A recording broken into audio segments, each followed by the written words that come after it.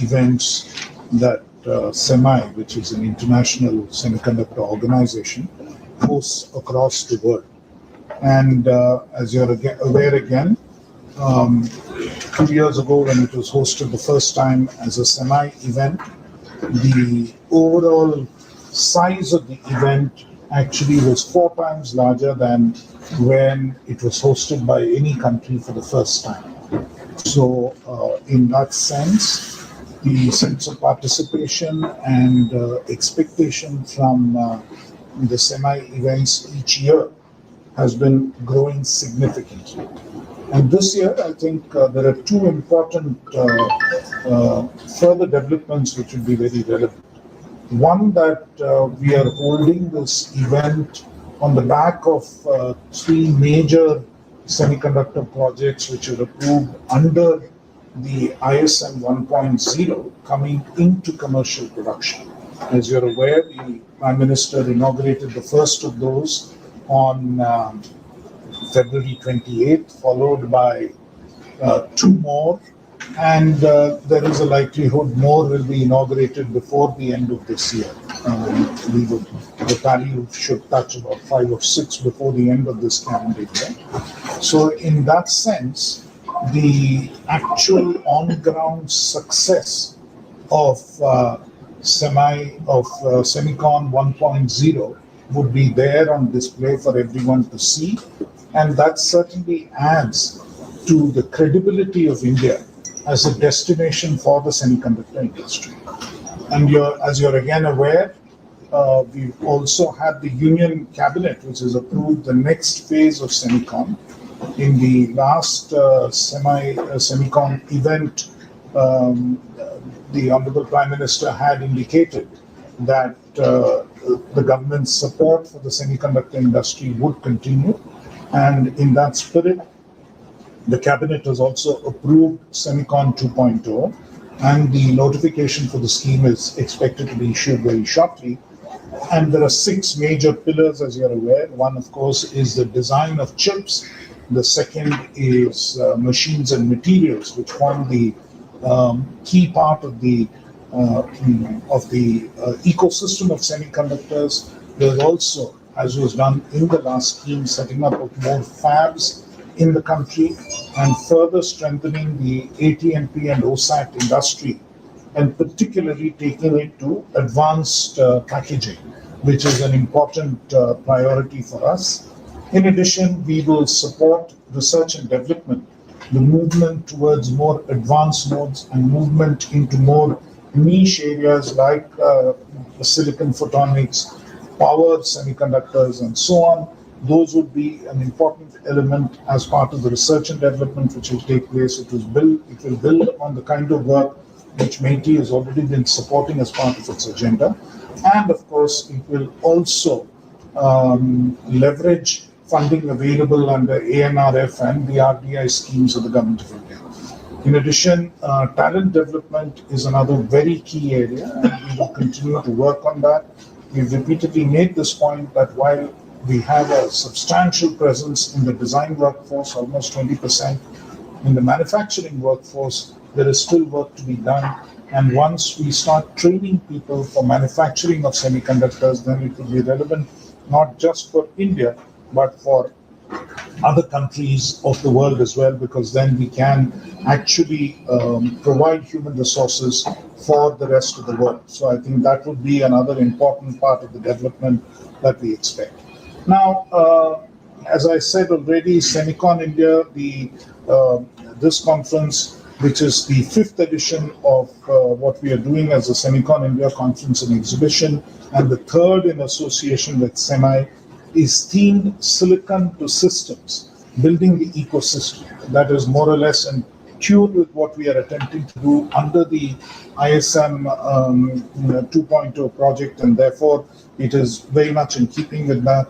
The dates of the event are from 17th to 19th of September 2026 at Yashobhoomi in Dwarka. And it is, as I already said, jointly being organized by SEMI and the India Semiconductor Mission. The event is proposed to be inaugurated by the Honorable Prime Minister Shri Narendra Modi on 17th of September 2026.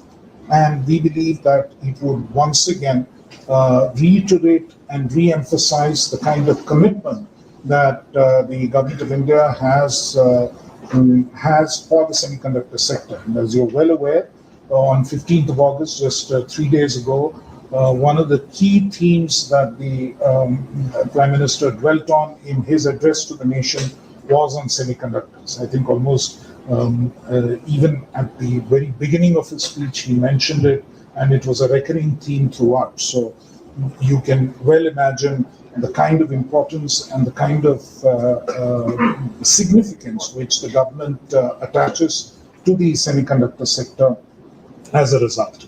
Now, over the span of the 3 days of the conference, there'll be a diverse range of activities, including keynotes, panel discussions, fireside chats, then international country roundtables, and more. There will be a number of companies globally represented. We've had an extensive outreach, both at the country level and at the company level, to make sure that we have adequate interest. The exhibition will be even larger than last year. Last year, you would recall that there was a parallel exhibition running in another in the other hall next to the main hall, and this year we will have the entire space. So it will be a significantly larger exhibition, and with more than 500 plus exhibitors from the global semiconductor and electronics ecosystem. We expect most of the major manufacturers of equipment, most of the major semiconductor companies in the world being present there. We expect about 240 plus international companies to participate, more than 150 internationally renowned speakers, delegations from more than 40 countries, and 6 country-oriented pavilions. So this is the expectation we have from the event, and it is bound to be a very major further milestone, as I already emphasized, because it comes on the back of 2 major further developments which really re-establish credibility of the semiconductor ecosystem in India. One, the coming into commercial production of 3 units, with possibly more coming up in due course, and 2, the announcement of the ISM 2.0 and what that contains. So all this put together should make for a major SEMICON event in September, and we look forward to having all of you there for the event. Thank you again. Thank you, Mr. And this is happening because the SEMICON 1.0 and SEMICON 2.0 policies now giving confidence to the stakeholders that India is a very significant and serious player in this field, and that's why the companies are seeing opportunities for expanding their business in India to support the semiconductor industry. This conference will have one roundtable, which will be chaired by Honorable Prime Minister, and it will happen a day before 17th September with the global CEOs. And then Honorable PM will also come on 17th to inaugurate this function. This is a function where we have a very large exhibition. Hall 1 and Hall 2 of Yashobhoomi will be fully occupied, and more than 525 booths will see there. There will be 6 country pavilions inside the exhibition hall, and in addition to that, the conference will have a lot of discussion points covering all the 6 pillars of semicon industry, along with the electronics in large. Semiconductors and electronics theme will be together discussed in this conference, because from science silica to system, meaning that electronic systems, we are talking about each and every aspect of this journey, and MITI schemes and programs have covered all aspects of this value chain, right from the science to electronic systems. And we have either SEMICON 1.0 or 2.0, or we have mobile scheme, or IT hardware scheme, or a electronic component manufacturing scheme. So every segment of this value chain is now covered, and we are very hopeful that this will further accelerate the journey of electronics manufacturing and semiconductor design and manufacturing in India. Online registration for this session has started. This conference has started, And in online registration, if a person is interested in attending inaugural function, then we should specifically choose the option of inaugural function. Otherwise, for all 3 days function, they can also register. And on the basis of registration request, we will send them required credentials, which will require to be shown to the conference site. An app has been developed to facilitate visitors, and this app will be very, very helpful. It can give you guidance towards the different conference hall. It will all have details of 3-day sessions. Main themes will be there. Panel sessions will be there. So you can all navigate through all sessions, and it will also indicate the nearest direction, the pathways to reach to that destination, along with all utilities, facilities that is available in the Yashobhoomi area. It will be reflected on the app. So this is a new addition this year, and I hope that this will help you in a big way in understanding different things available in this conference.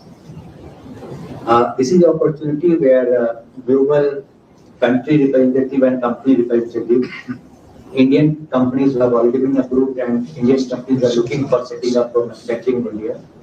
Along with that, central government and state government policy and leaders from central government and state government are all there, and then all supply chain partners who are seeing the opportunity to either support this design and manufacturing in India, and then also to target the global expansion that is happening entire the world. As Ajit Monitor sir and Secretary sir said that semiconductor requirement is going to increase from 1 trillion to 2 trillion. Indian semiconductor requirement is also going to increase from 100 billion to 200 billion. So if this kind of expansion is there in the horizon, then company will obviously look this as an opportunity when Indian government has created a pipeline, and this pipeline is going to increase forever under SEMICON 2.0 also. So this is giving a clear demand signal, and our policy supports domestic manufacturing as well as global manufacturing. So the companies from outside India, for them it is a very good opportunity, and I hope that a lot of matchmaking will happen in this session. We have carefully we are curating the countries roundtable, in which 6 roundtable will happen this year, in which countries companies will be the participants along with their trade associations. And from India side also we have companies who are interested in having a joint venture of technology partnership and all those kind of things. So this 6-country pavilion will be curated very carefully. We are also going to witness a powerful session on women empowerment and leadership of women in semiconductor industry. So you will see panel sessions also, and the main session will cover a very powerful panel discussion, which will deliberate on the issue that semiconductor is not difficult for women, how to navigate immediate challenges after marriage and all those things, and then how it feels like becoming a leader in semiconductor industry. It will be a very, very inspiring session. So I request all of you to cover that also. And electronics and semiconductors will now be main theme for going forward all semicons. And we will integrate this semiconductor and electronics company more and more. We have a steering committee. Today they are present online, and steering committees from industry and government, both sides. It has all associations related with electronics and semiconductors, and all of them are guiding us to curate this 3 days conference. With this, I request all of you, and to you, all the visitors who can personally, physically come, and also can see online the 3 days event, which will be webcasted and it will be available on the ISM portal and SEMICON India 2026 portal also. Thank you so much. We are open now for Q&A. So if there are any more questions, clarifications you would like to seek from mighty ISM or SEMI. Semiconductor company that we can maintain, but you are to send off. And also, is there a number on the cumulative amount of investment that you're expecting out of SEMICON India? See, to answer the second question first, we don't target investments because that is going to be rolling, and the investments which will come in the semicon sector will be supported under ISM 2.2. That is a rolling number. the quality is more important in this particular area than targeting a specific number. So I would not say that we are targeting an investment number as such. That is one. Second thing, I think as far as countries are concerned, we expect strong delegations from Japan, from Korea, from Taiwan, from Singapore, from Germany, from the Netherlands. These are some of the key countries where we expect strong delegations to come. Companies will include about 240. So most of the major companies in the ecosystem are expected to be represented. Good morning. Sima sir mentioned that Dr. Modi will be chairing a conference with global CEOs on September 16th. I wanted to know firstly which are the global CEOs, if you could mention, and also is China one of the participants in the event? As a country coming or as an exhibitor, company is from? Now, the list of CEOs we will finalize in due course based on confirmations. So we're not in a position to share a list of CEOs right now. Normally, there is a sort of a space constraint, so we have to curate that list. So it will take a little while for that to be finalized. I think Chinese companies are expected to be there. So there is no. Yeah, maybe Mr. Ajit Manocha can tell us what is the participation of China. Not many Chinese. There you go. Yeah. And then anything further down? So, question, So, I know that you said you can't give us a list of CEOs, but are there any big credible names that you could tell us? Just a couple. And also, if I could ask, government is not targeting investment, that's fair, but could you give a sense of what kind of deals or what kind of joint ventures are we expecting? Just a brief.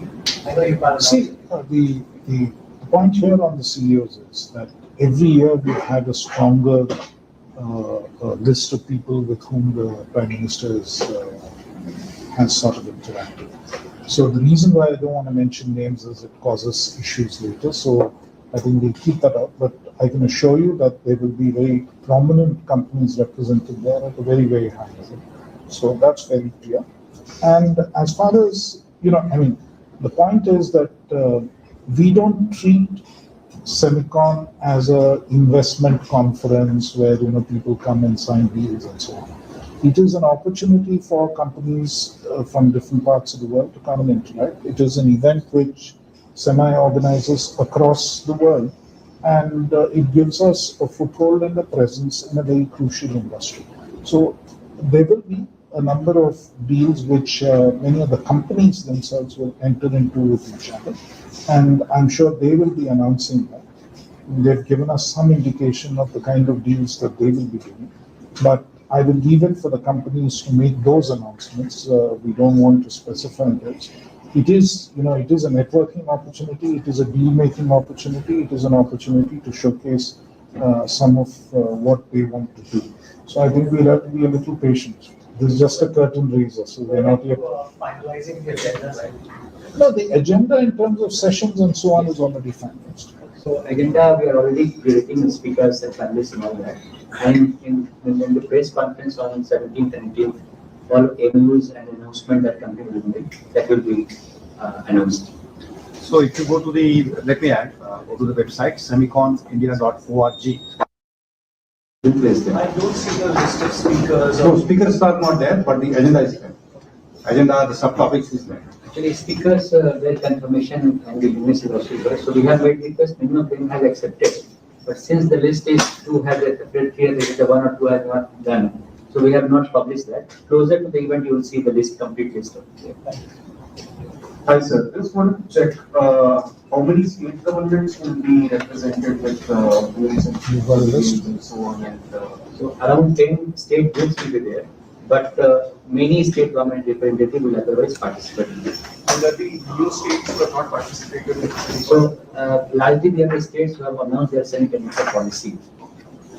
But we've written to all states. So and many states would probably, more people will come and join. That is the expectation. So these 10 states are their pavilions, by the way. So you also shed light on the Prime Minister's announcement in terms of how many plants will be coming up in the next 1 to 2 years. What all can we expect in terms of operationalization? Yeah, you see, I think the important thing there, as I said, out of the 12 which were approved under ISM 2.0, 3 have already been inaugurated.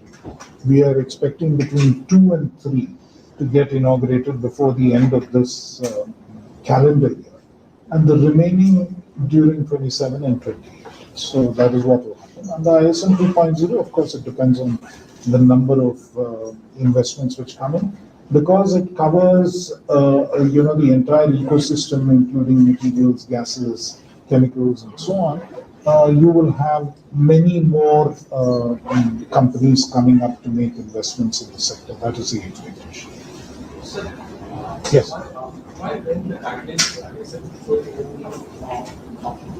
I said the notification will be issued shortly, so you can expect it very soon.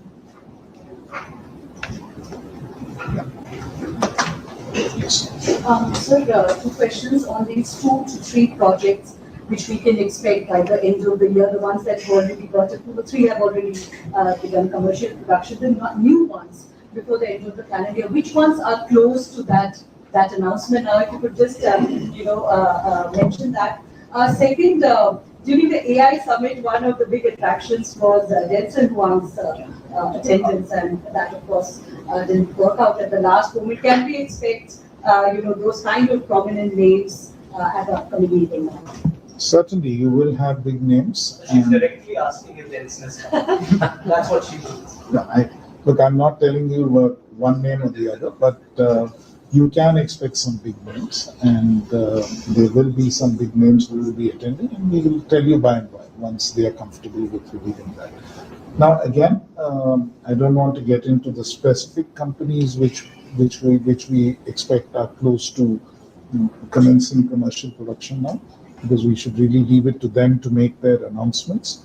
But we are aware that 2 or 3 are very close to coming into commercial production.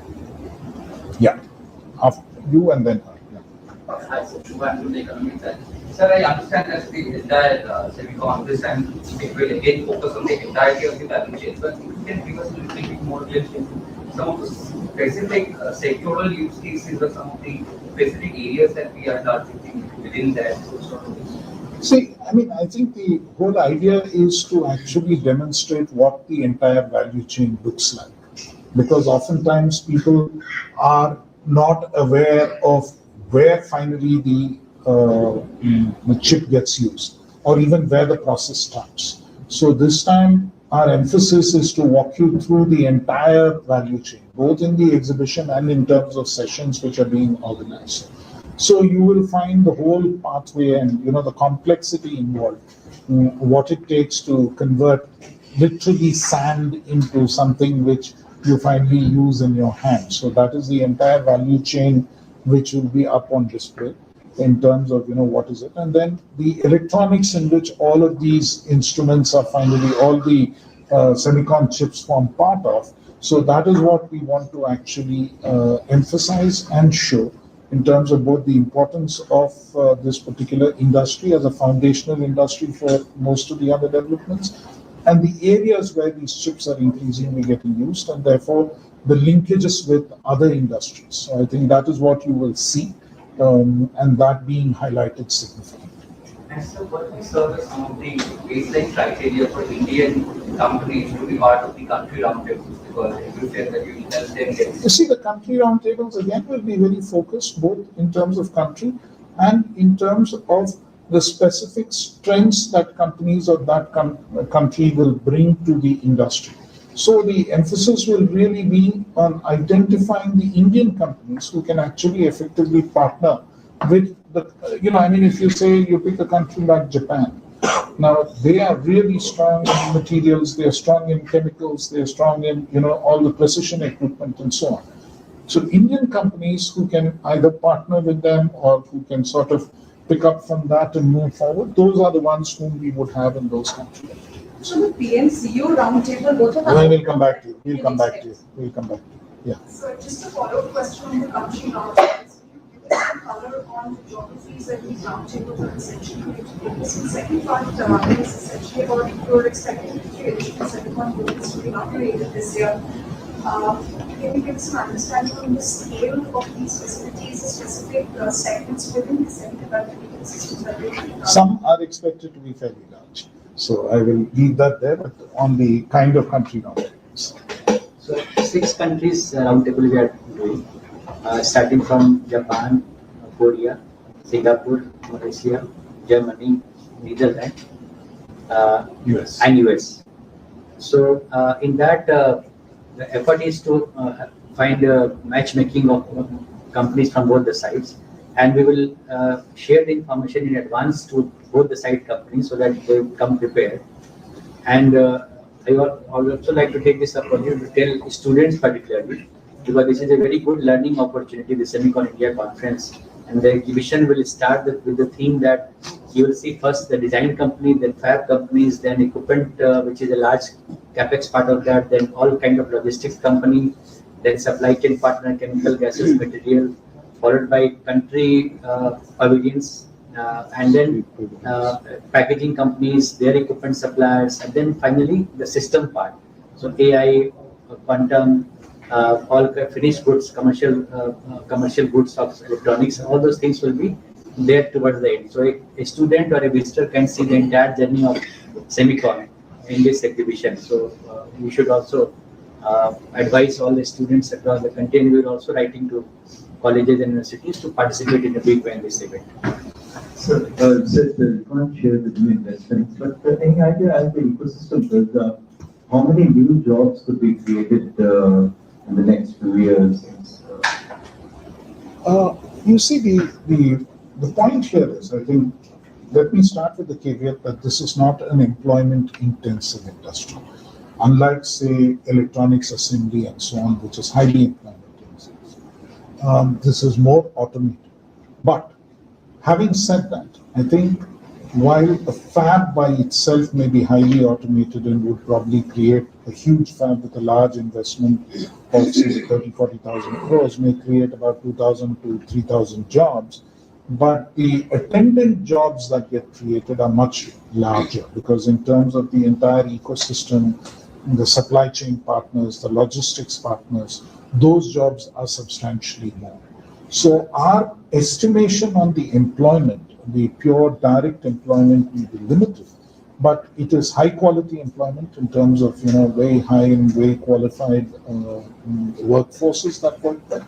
And secondly, the entire other ecosystem which comes up around it employs a lot more people. So if you now go and see, say, Sanand, and look at 3 plants are now functioning.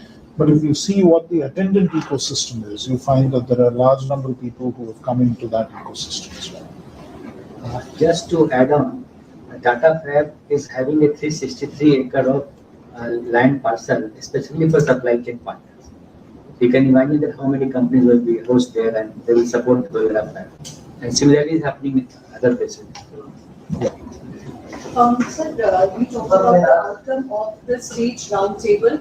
I wanted to understand when we have sits with these global CEOs for a roundtable on 16, what kind of focus discussions are likely to take place there, and what kind of outcomes can we expect? That's my first question. Second, is US also going to participate? You talked about the countries. One of the international initiators, Pax Silica, is led by the US. Can we expect the government officials or department officials as part of this? Yes, of course. I mean, the US is very much part of it, which is why we are hosting a country roundtable with the US. And as signatories in Pax Silica, I think the US is a very important partner. And as you're aware, we signed Pax Silica as part of the AI Summit. And clearly, we expect participation both from US companies primarily and also representatives from the US government. So that is to answer your first question. Now, typically, the Semicon CEO roundtables focus much more on, their appreciation and having a first-hand audience with the Prime Minister the CEOs generally provide their appreciation of what they think the global scenario looks like on the semiconductor sector and the specific areas where their companies can either support what is happening in India, how they can do it, what they can do, plus if they have any specific issues or concerns. It's quite a frank chat in terms of giving some inputs, suggestions, and feedback on what the Indian government can do better, or what areas they would expect the Indian government to work further on to actually deepen the semiconductor value chain. So in that sense, the discussions are valuable both ways. One, you get their perspective on what the company's plans are, what they intend to do, and on the other hand, you get a feedback unfiltered in terms of what they expect from the Indian side as well. That's it. Okay. Thank you so much. So with that, thank you very much, everybody. And your contribution and amplification of this narrative to the masses of the country is going to be very crucial and appreciated. Look forward to seeing you.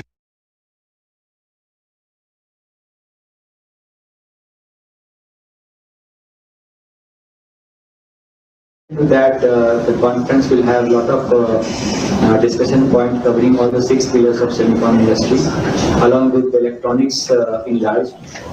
Semiconductors and electronics theme will be together handled, together discussed in this